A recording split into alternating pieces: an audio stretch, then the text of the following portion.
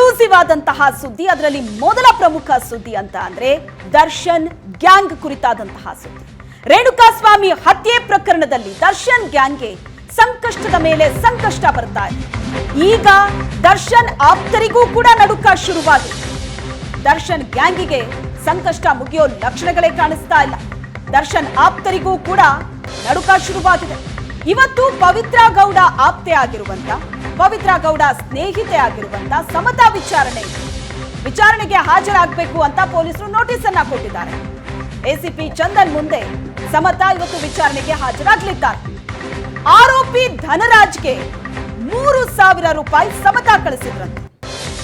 ಇದೇ ಹಣದಲ್ಲಿ ಸಮತಾ ಕಳಿಸಿದಂತ ಈ ಹಣದಲ್ಲಿ ಧನರಾಜ್ ಶಾಕ್ ಡಿವೈಸ್ ಖರೀದಿ ಮಾಡಿದ್ರು.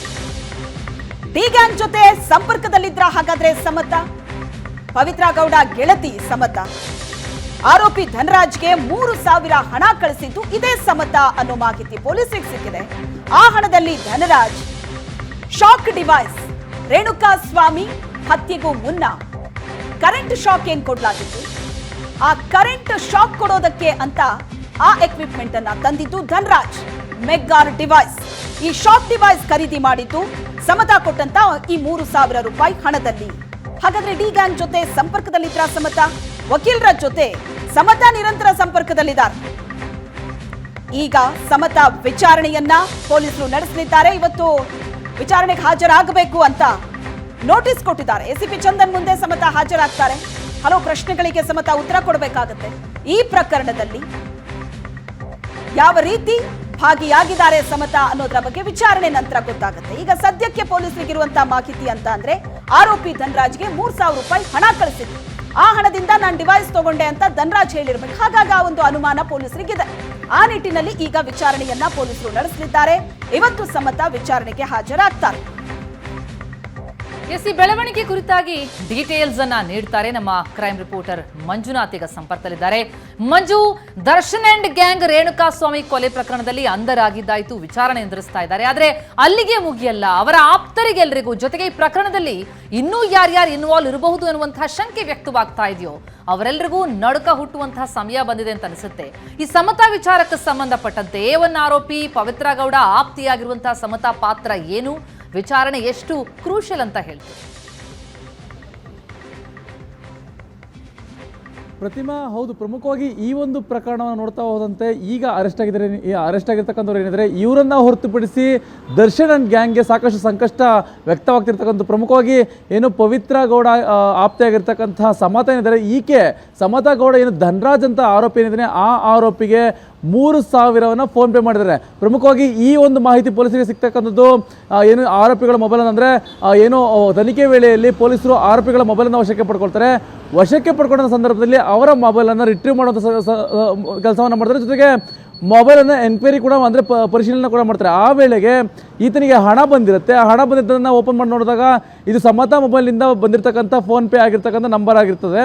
ಹಾಗಾಗಿ ಈ ಒಂದು ಹಣವನ್ನು ಯಾಕೆ ಕೊಟ್ಟರು ಅನ್ನೋದನ್ನು ಕೂಡ ಪರಿಶೀಲನೆ ಮಾಡಬೇಕಾಗುತ್ತೆ. ಹಾಗಾಗಿ ಇದೇ ರೀತಿಯಾಗಿ ಸಮತಾಳಿಗೆ ನೋಟಿಸನ್ನು ಕೊಟ್ಟಿರ್ತಕ್ಕಂಥ ಪ್ರಮುಖವಾಗಿ ಕೆಲ ದಿನಗಳ ಹಿಂದೆ ಅಷ್ಟೇ ದರ್ಶನನ್ನು ಮತ್ತು ಪವಿತ್ರ ಗೌಡನ ಭೇಟಿ ಮಾಡಲಿಕ್ಕೆ ಏನು ಜೈಲಿಗೆ ಕೂಡ ಹೋಗಿದ್ರು. ಆ ವೇಳೆಯಲ್ಲಿ ಏನೆಲ್ಲ ಚರ್ಚೆಗಳಾಯಿತು, ಅಥವಾ ಇದ್ರ ಜೊತೆಗೆ ಈ ಒಂದು ಪ್ರಕರಣ ಅಂದರೆ ರೇಣುಕಾಸ್ವಾಮಿಯನ್ನು ಕರೆತಂದಂಥ ಸಂದರ್ಭದಲ್ಲಿ ಈಕೆಯ ಜೊತೆ ಏನಾದರೂ ಹೇಳ್ಕೊಂಡಿದ್ರ ಪವಿತ್ರ ಗೌಡ, ಅಥವಾ ಇವ್ರನ್ನ ಕರೆದು ಹಲ್ಲೆಯನ್ನು ಮಾಡೋದು, ಅಥವಾ ಅಂದರೆ ರೇಣುಕಾಸ್ವಾಮಿ ಕೊಲೆ ನಂತರ ಆ ಒಂದು ಘಟನೆಗಳನ್ನ ಏನಾದರೂ ಹೇಳ್ಕೊಂಡಿದ್ರ ಅನ್ನೋದನ್ನು ಕೂಡ ಈಗ ಮಾಹಿತಿಗಳನ್ನು ಕಲೆ ಹಾಕೊಳ್ಬೇಕಾಗತ್ತೆ. ಒಂದು ವೇಳೆ 3,000 ಕೊಟ್ಟಿರ್ತಕ್ಕಂಥ ಹಣ ಏನಿದೆ, ಈ ಹಣ ಏನಾದರೂ ಇವರು ಈ ರೀತಿ ಮೆಗ್ಗಾರ್ ಡಿವೈಸನ್ನು ತೆಗೆದುಕೊಳ್ಳಿಕ್ಕೆ ಏನಾದರೂ ಹಣವನ್ನು ಕೊಟ್ಟಿದ್ದಾರೆ ಅಂತ ಕೇಳಿ ಪಡ್ಕೊಂಡು ಅಂತ ಏನಾದರೂ ಹೇಳಿದ್ದೆ ಆದರೆ ಈಕೆಯು ಕೂಡ ಈಗ ಸಂಕಷ್ಟ ಶುರುವಾಗುತ್ತೆ. ಯಾಕಂದರೆ ಈಗ ಕೂಡ ಈ ಕೇಸ್ನಲ್ಲಿ ಭಾಗಿಯಾಗಿರ್ತಾರೆ ಅನ್ನೋದು ಸ್ಪಷ್ಟವಾಗಿ ಬರುತ್ತೆ. ಆದರೆ ಹಣವನ್ನು ಯಾವ ಉದ್ದೇಶಕ್ಕೆ ಪಡ್ಕೊಂಡಿದ್ರು ಅನ್ನೋದನ್ನು ಕೂಡ ಈಗ ವಿಚಾರಣೆ ಮಾಡುವಂಥ ನಿಟ್ಟಿನಲ್ಲಿ ಪೊಲೀಸರು ಮುಂದಾಗ್ತಾರೆ. ಸದ್ಯ ಇದಕ್ಕೆ ಸಂಬಂಧಪಟ್ಟಂತೆ ಸಮತಾ ಏನು ವಕೀಲರನ್ನು ಭೇಟಿ ಮಾಡಿ ಏನೆಲ್ಲ ಹೇಳಬೇಕು ಪೊಲೀಸರ ಮುಂದೆ, ಮತ್ತು ಏನಾಗಿದೆ ಅನ್ನೋದನ್ನು ಕೂಡ ವಕೀಲರ ಹತ್ರ ಹೇಳಿ ಅವ್ರ ಹತ್ರ ಮಾಹಿತಿಯನ್ನು ಪಡ್ಕೊಂಡು ಪೊಲೀಸರ ಮುಂದೆ ತನಿಖೆ ವೇಳೆ ಅಂದರೆ ವಿಚಾರಣೆಗೆ ಹಾಜರಾಗುವಂಥ ಸಾಧ್ಯತೆಗಳು ಇರತಕ್ಕಂಥದ್ದು. ಜೊತೆಗೆ ಪೊಲೀಸರ ಮುಂದೆ ಏನೆಲ್ಲ ಹೇಳಬೇಕು ಅನ್ನೋದನ್ನು ಕೂಡ ಈಗಾಗಲೇ ತಯಾರಾಗಿರ್ತಕ್ಕಂಥದ್ದು. ಪ್ರತಿಮಾ, ಓಕೆ, ಈಗ 3,000 ರೂಪಾಯಿ ಹಣ ಏನ್ ಟ್ರಾನ್ಸ್ಫರ್ ಮಾಡಿದ್ದಾರೆ ಅನ್ನೋ ಇನ್ಫಾರ್ಮೇಶನ್ ಪೊಲೀಸರಿಗೆ ಸಿಕ್ಕಿದೆ. ಅದನ್ನ ಧನರಾಜ ವಿಚಾರಣೆ ಸಂದರ್ಭದಲ್ಲಿ ಬಾಯ್ಬಿಟ್ಟಿದ್ದ, ಆ ಹಣದಿಂದ ನಾನು ಮೆಗಾ ಡಿವೈಸ್ ಅನ್ನ ಕೊಂಡ್ಕೊಂಡಿದ್ದೀನಿ ಅಂತ. ಸೊ ಆ ನಿಟ್ಟಿನಲ್ಲಿ ಈಗ ವಿಚಾರಣೆ ನಡೀತಾ ಇರೋದಾ, ಅಥವಾ ಪವಿತ್ರ ಗೌಡ ಜೊತೆಗಿನ ಸಂಬಂಧ ಯಾವ ರೀತಿಯಾಗಿದೆ? ಯಾಕಂದ್ರೆ ಬಿಸ್ನೆಸ್ ಅಲ್ಲೂ ಕೂಡ ಇಬ್ರು ಪಾರ್ಟ್ನರ್ ಅನ್ನೋ ಇನ್ಫಾರ್ಮೇಶನ್ ಏನಿದೆ, ಸೊ ಆ ಎಲ್ಲ ಆಂಗಲ್ಗಳಲ್ಲೂ ಪೊಲೀಸರು ತನಿಖೆ ನಡೆಸ್ತಾರೆ. ಶ್ವೇತಾ, ಹೌದು, ಪ್ರಮುಖವಾಗಿ ಏನು ಧನರಾಜ್ ಏನು ಆರೋಪ ಇದ್ದಾನೆ ಆತನಿಗೆ 3,000 ಹಣವನ್ನು ವರ್ಗಾವಣೆ ಮಾಡಿರ್ತಕ್ಕಂಥ, ಈ ವರ್ಗಾವಣೆ ಮಾಡಿರ್ತಕ್ಕಂಥ ಮೊಬೈಲ್ ಏನಿದೆ ಆ ಮೊಬೈಲ್ನಲ್ಲಿ ಸಾಕ್ಷಿ ಸಮೇತವಾಗಿ ಸಿಕ್ಕಿರ್ತಕ್ಕಂಥ, ಜೊತೆಗೆ ಧನರಾಜನ ಕೂಡ ಎನ್ಕ್ವೈರಿ ಮಾಡಲಾಗಿದೆ. ಈ ನೀನು ಅಂದರೆ ಧನರಾಜನ ವಿಚಾರಣೆ ವೇಳೆಯಲ್ಲಿ ಮೆಗಾ ಡಿವೈಸ್ ಹೇಗೆ ತೆಗೆದುಕೊಂಡು ಬಂದೆ ಅಂತಂದಾಗ ಈ ಒಂದು 3,000 ಈ ರೀತಿಯಾಗಿ ಅಂದರೆ ಏನು ಪವಿತ್ರ ಗೌಡರ ಆಪ್ತ ಆಗಿರ್ತಕ್ಕಂತಹ ಏನು ಸಮತ ನನಗೆ ಹಣವನ್ನು ನೀಡಿದ್ರು ಅನ್ನೋದನ್ನು ಕೂಡ ಪೊಲೀಸರ ಮುಂದೆ ಹೇಳಿರ್ತಕ್ಕಂಥ, ಅದ್ರ ಜೊತೆಗೆ ಮೊಬೈಲ್ನಲ್ಲಿ ಅಂದರೆ ಏನು ಟ್ರಾನ್ಸ್ಫರ್ ಆಗಿರ್ತಕ್ಕಂಥ ಹಣದ ಮೂಲ ಏನಿದೆ ಅದನ್ನು ಕೂಡ ಸ್ಕ್ರೀನ್ಶಾಟ್ ಅಂತ ತೆಗೆದುಕೊಂಡು ಪೊಲೀಸರು ಇಟ್ಕೊಂಡಿರ್ತಕ್ಕಂಥ.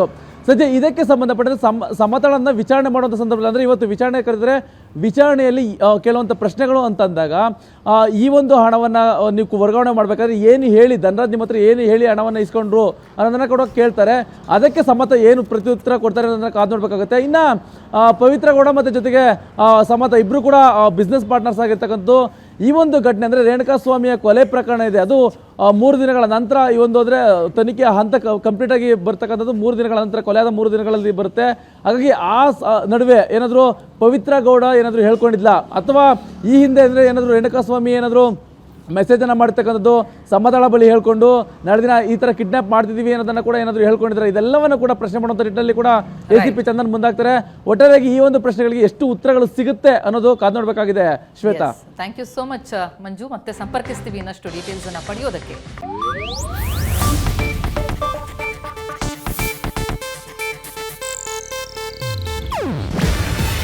ಇದು ಏಷ್ಯಾನೆಟ್ ನ್ಯೂಸ್ ನೆಟ್ವರ್ಕ್ ಪ್ರಸ್ತುತಿ. ನೀವು ನೋಡ್ತಿದ್ದೀರಾ ಏಷ್ಯಾನೆಟ್ ಸುವರ್ಣ ನ್ಯೂಸ್.